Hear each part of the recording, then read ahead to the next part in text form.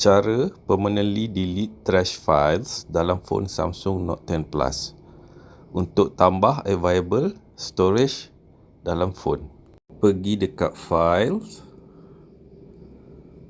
Okey, kalau pergi dekat trash tak boleh delete ya. Selepas 30 hari baru dia delete forever.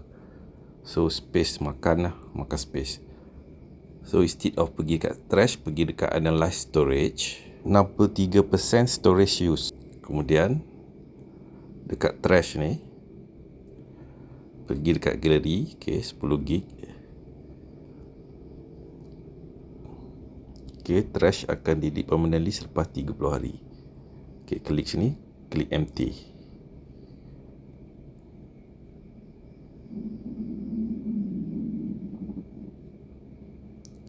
Okey.